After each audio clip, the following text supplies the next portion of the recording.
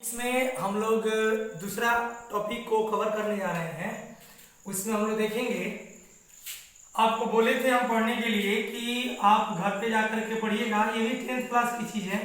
Luminous objects और non luminous object क्या होता है, तो इसका एक सिंपल मतलब समझिए कि जिसको अपना प्रकाश होता है और जिसको नहीं होता है। तो इसमें थोड़ा सा याद रखना कि नॉन लुमिनस ऑब्जेक्ट का अपना प्रकाश नहीं होता है, लेकिन जब उसके ऊपर कोई लाइट पड़ेगा तो उस लाइट को क्या करेगा, रिफ्लेक्ट कर देगा, लौटा देगा, जिसके कारण जिसे लौटा देगा। जैसे फॉर एग्जांपल के लिए मून को अपना लाइट नहीं होता है, लेकिन जब उसको सन की लाइट जो पड़ता है उस पर, उसको रिफ्लेक्ट करता है तो चमकता हुआ दिखता है। अब लुमिनस ऑब्जेक्ट्स और नॉन लुमिनस ऑब्जेक्ट्स का कुछ एग्जांपल्स, जैसे सन हुआ, अदर स्टार्स हुआ, हमारा जो जलता हुआ लैंप है या जलता हुआ बल्ब है, ये सब हम लोग एग्जांपल किसका मानते हैं, लुमिनस ऑब्जेक्ट का 10th क्लास की चीज है। नॉन लुमिनस ऑब्जेक्ट्स में हमारा मून हो गया, टेबल हो गया, चेयर हो गया।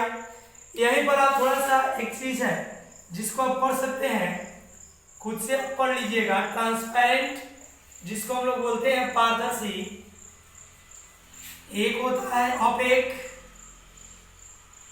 जिसको हम लोग बोलते हैं अपारदर्शी,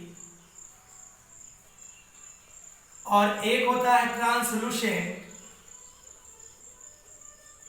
जिसको हम लोग बोलते हैं पारभासी।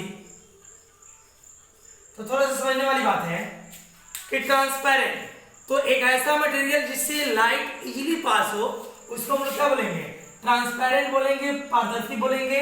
फॉर एग्जांपल हमारा हो जाएगा वाटर, ग्लास एक्सेट्रा। ऑपिक में जिससे लाइट आर पार ना हो, उसमें हम लोग बोल सकते हैं ब्लैक बोर्ड, हमारा हो गया बुक एक्सेट्रा एक्सेट्रा। यहां पर देखिए ट्रांसलूसेंट में, इसमें क्या होगा, एक ऐसा मटेरियल जिससे लाइट का थोड़ा ही अंश पार होगा, उसको हम लोग क्या बोलेंगे, ट्रांसलूसेंट। जिससे हम लोग मान के चलिए कि तेल लगा हुआ जो कागज होता है, वो भी हमारा एग्जांपल होता है किसका, ट्रांसलूसेंट का। अब हम लोग 12th के और ऑप्टिक्स का पहला कंसेप्ट हम लोग जो सीखने जा रहे हैं कि रिफ्लेक्शन ऑफ लाइट का स्टडी करेंगे। तो अब हम लोग सीखेंगे reflection of light. Reflection of light. अब रिफ्लेक्शन ऑफ लाइट का मतलब क्या होता है, रिफ्लेक्शन। तो रिफ्लेक्शन का मतलब होता है परावर्तन। तो परावर्तन किसका परावर्तन, तो लाइट मतलब प्रकाश का। इसको हम ऐसे समझेंगे कि अगर किसी सोर्स से जब लाइट इमिट होगा और इमिट होकर के किसी बाउंड्री पर पड़े और बाउंड्री से स्ट्राइक करके टकरा करके अपने उसी मीडियम, मान लीजिए एयर से चला और एयर में ही जा करके रह गया टकराने के बाद, तो ये जो घटना होगा ना, इसी घटना को हम लोग नाम देते हैं क्या, रिफ्लेक्शन। सपोज कीजिए कि हम लोग यहां सीखे कि अगर यहां हमारा वाटर है, ये हमारा वाटर है और ये हमारा एयर है, तो यहां से एक रे चली, इस बाउंड्री से टकराई, अगर इस बाउंड्री को पार कर जाएगी, मतलब इस ये जो सेपरेट करने वाला जो दो मीडियम को जो सेपरेट करने वाला ये बाउंड्री है, इसको यदि ये रे पार कर गई तब तो घटना हो जाएगा रिफ्रैक्शन का। लेकिन नहीं पार करे, एयर से चले और एयर में ही रह जाए, तो ये जो घटना है कि मान लीजिए आगे चलकर इसी का नाम हम लोग देंगे इंसिडेंट रे, रिफ्लेक्टेड रे। तुरंत हम आपको बताएंगे, लॉ ऑफ रिफ्लेक्शन में बताएंगे। तो यहाँ पर जो आई वो इंसिडेंट गई, रिफ्लेक्टेड। तो एक बात कि आने वाली और जाने वाली दोनों एयर में ही रह गई, तो जब मीडियम चेंज ना हो, the rebouncing back of light rays into the same medium on striking a highly polished surface such as mirror. अब हम लोग जो मिरर है, मिरर का स्टडी करेंगे, तो मिरर की खासियत क्या है कि एक स्मूथ हाईली पॉलिश्ड सरफेस होता है जो लाइट के मैक्सिमम पार्ट को क्या कर देता है, रिफ्लेक्ट कर देता है। तो उसको हम लोग क्या करते हैं, मिरर, जो आगे हम लोग पढ़ेंगे। तो यहां पर क्या होगा, अब थोड़ा सा बात करें तो ये लाइट का और ये रेखा और ये रेखा दोनों का सोर्स सेम है। तो दोनों का सोर्स सेम होने के कारण अब होगा क्या कि इस रेखा और इस रेखा फ्रीक्वेंसी सेम होगा। लेकिन थोड़ा सा बात को याद रखें कि अब थोड़ी सी बात करें कि इंटेंसिटी को देखें, तो इस रे की इंटेंसिटी और इस रे की इंटेंसिटी में डिफरेंस आ जाएगा। पूछिए कैसे आएगा, क्योंकि जब ये रे यहाँ पर स्ट्राइक करेगी तो थोड़ा सा पार्ट भी यदि ये सरफेस अपने पास रखेगा तो ये वाली लाइट का, ये वाली रे का इंटेंसिटी थोड़ा सा कम हो जाएगी। तो इस प्रकार हम कह सकते हैं कि अगर ये रे 1 है और ये 2 है तो 1 का इंटेंसिटी 2 से ज्यादा होगा। अब रहा बात स्पीड का, तो मीडियम चेंज नहीं हुआ, तो स्पीड मीडियम डिपेंडेंट क्वांटिटी है, तो इस रे का और इस रे का स्पीड क्या रहेगा, सेम रहेगा। फ्रीक्वेंसी भी क्या रहेगा, सेम रहेगा। अब फ्रीक्वेंसी इसका और इसका स्पीड दोनों सेम रहने के कारण इस दोनों का वेवलेंथ भी क्या होगा, सेम होगा। तो डिफरेंस कहाँ आएगा, तो सिर्फ और सिर्फ पहले वाले रे की इंटेंसिटी ज्यादा होगी और बाद वाले रे की इंटेंसिटी कम होगी। अब आता है बारी कि टाइप्स ऑफ रिफ्लेक्शन। तो रिफ्लेक्शन के दो टाइप्स, एक होता है रेगुलर और एक होता है इरेगुलर। रेगुलर में क्या होगा, रेगुलर रिफ्लेक्शन में क्या होगा कि इसमें parallel beam of reflected light, parallel beam of reflected light rays जो है obtain for a parallel beam of incident light, यानी ये जो सोर्स है parallel light, parallel beam of light किसका, इंसिडेंट का, और ये जो सोर्स है पैरेलल बीम ऑफ लाइट किसका, रिफ्लेक्टेड का। तो इसमें देखेंगे कि इंसिडेंट रे जो गिरेंगी वो एक दूसरे के पैरेलल गिरेंगी और जो रिफ्लेक्ट होकर जाएंगी वो भी एक दूसरे के क्या रहेंगी, वो भी एक दूसरे के पैरेलल रहेंगी। और याद रखना कि हमारा ये जो सरफेस है प्लेन रिफ्लेक्टिंग सरफेस है। सरफेस कैसा है, प्लेन रिफ्लेक्टिंग सरफेस है। तो हमारे पास फिर से रिफ्लेक्शन ऑफ लाइट, तो किसी बाउंड्री पर रे गिरे और जिस मीडियम से चले उसी मीडियम में लौट जाए तो वो घटना रिफ्लेक्शन ऑफ लाइट। और उसमें हम लोग मिरर का स्टडी करेंगे आगे।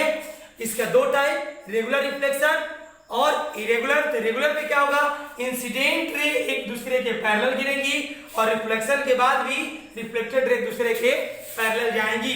अब हम लोग सीखेंगे किसका, इरेगुलर रिफ्लेक्शन। आइए दूसरा नंबर पे है इरेगुलर रिफ्लेक्शन। इरेगुलर रिफ्लेक्शन में होगा क्या कि इंसिडेंट रे जो होंगी एक दूसरे के पैरेलल होंगी, लेकिन जब रिफ्लेक्ट होंगी तो पैरेलल होने की गारंटी नहीं है।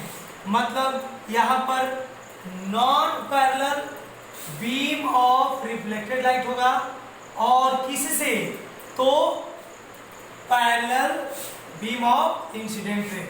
हमारा ये जो इंसिडेंट रे होंगी ये पैरेलल एक दूसरे की होंगी, लेकिन रिफ्लेक्टेड रे एक दूसरे की पैरेलल नहीं होंगी।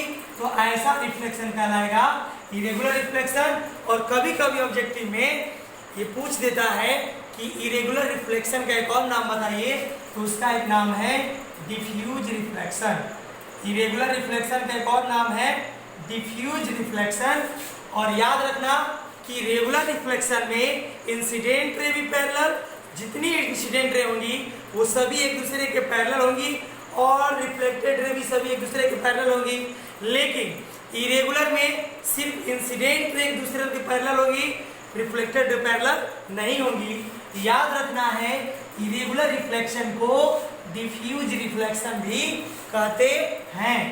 अब आता है बारी कि मिरर क्या होता है। तो a smooth and highly polished reflecting surface. Mirror क्या होता है, एक स्मूथ और हाईली पॉलिश्ड रिफ्लेक्टिंग सरफेस होता है जिसको हम लोग क्या कहते हैं, मिरर कहते हैं। अपने सिलेबस में दो मिरर पढ़ना है, एक हम लोग पढ़ेंगे प्लेन मिरर और एक पढ़ेंगे हम लोग स्फेरिकल मिरर। याद रखना है सबसे पहले हम लोग सीखेंगे कौन सा mirror, plane mirror. Plane mirror होता क्या है, a highly polished plane surface. Plane mirror क्या है, हाईली पॉलिश्ड प्लेन सरफेस होता है। और इसका यदि हम फिगर ड्रॉ करें इसका, तो ये हमारा प्लेन मिरर है, ठीक है। ये हमारा क्या है, ये हमारा प्लेन मिरर है। अब समझने वाली बात क्या है कि प्लेन मिरर प्रॉपर्टी के साथ जितनी प्रॉपर्टी है, प्लेन मिरर के क्या क्या कंसेप्ट है, सारी चीजों को हम आगे ड्राइव करेंगे। थोड़ी सी बात कर लेते हैं कि रिफ्लेक्शन ऑफ लाइट में दूसरा पार्ट हम लोग पढ़ेंगे कौन सा मिरर, स्फेरिकल मिरर। इसमें एक पार्ट आएगा कॉनकेव मिरर और एक पार्ट आएगा कॉन्वेक्स मिरर। तो एक बार फिर से, मिरर कितने टाइप? दो, एक प्लेन मिरर और एक स्फेरिकल। स्फेरिकल के कितने टाइप? दो, कॉन्केव मिरर और कॉन्वेक्स मिरर। कहीं कहीं बुक में मिरर में पैराबोलिक मिरर भी दिया रहता है, पैराबोलिक मिरर, जिसको हमको स्टडी नहीं करना है। तो यहाँ पर हम लोग प्लेन मिरर और स्फेरिकल मिरर में स्टडी करेंगे। प्लेन मिरर में हम लोग यहीं से लॉ ऑफ रिफ्लेक्शन पढ़ेंगे और लॉ ऑफ रिफ्लेक्शन के बाद सारी इससे संबंधित बातों के बाद हम लोग इमेज, फिर प्लेन मिरर की प्रॉपर्टी, उसके बाद हम लोग क्या चालू करेंगे? Spherical mirror. तब तक आप क्या कीजिए कि जितना अभी तक ऑप्टिक्स में हुआ है, एक अच्छा से कॉपी खरीदिए और उसको खूब बढ़िया से देख के उतारिए, उतार करके पहले पढ़िए और पढ़ने के बाद तब वीडियो देखिए और उसका फायदा आपको मिलेगा। और मेरा वीडियो छोटा बनाने का एकमात्र मकसद है कि कम से कम आप अपने माइंड को कंसंट्रेट करके हमेशा देखें। लंबा वीडियो से मेरा मानना है कि हो सकता है कि आपका कंसंट्रेशन कभी घबरा जाए बीच में, तो फिर आपका पढ़ाई का मजा खत्म हो जाएगा। आज की कहानी हम यहीं पर समाप्त करेंगे। अगले क्लास में हम लोग चालू करेंगे लॉ ऑफ रिफ्लेक्शन।